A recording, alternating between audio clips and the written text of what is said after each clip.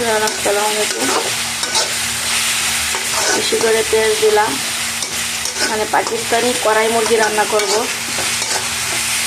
পাকিস্তানি কড়াই মুরগি রান্না করে বেশি করে পেঁয়াজ দেয়, পেঁয়াজ বাটা, টমেটো দেয়।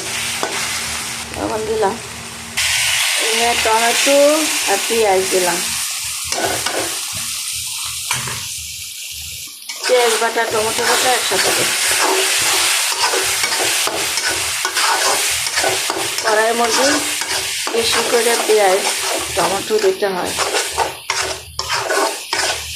এখানে হলুদ, মরিচ, মিক্সড মশলা, জিরা, ধনিয়া দিছি, বিসমিল্লাহ, লবণ। মুরগি গোশত দিলাম, বিসমিল্লাহ।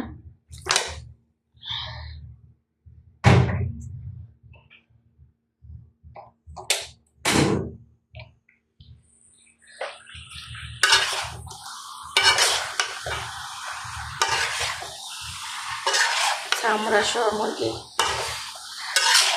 কড়াই মুরগি বানালে এমনি দে চামড়া সহ।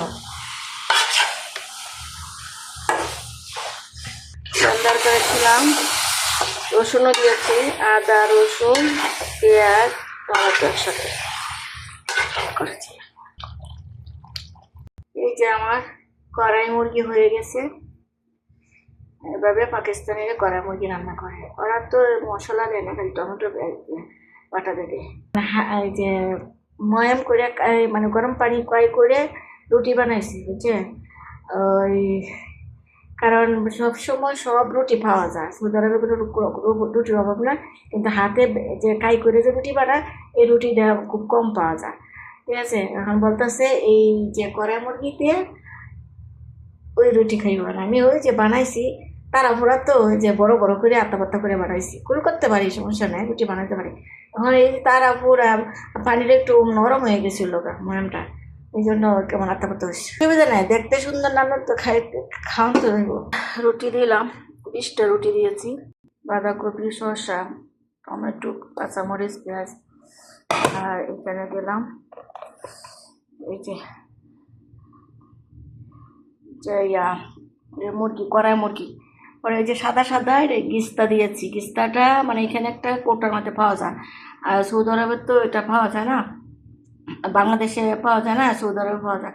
তাই আমি কি করি, যখন আপনারা বানাইতে পারবেন, দুধ দিবেন আর ময়দা দিবেন, দিয়ে একটু হালকা জাল দিবেন, এই যে এটা হবে, হইলেই এটা মধ্যে দিলে ভালো লাগে।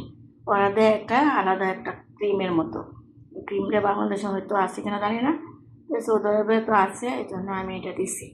ওইটাই মানে হলো এই কড়াই মুরগি পাকিস্তানি।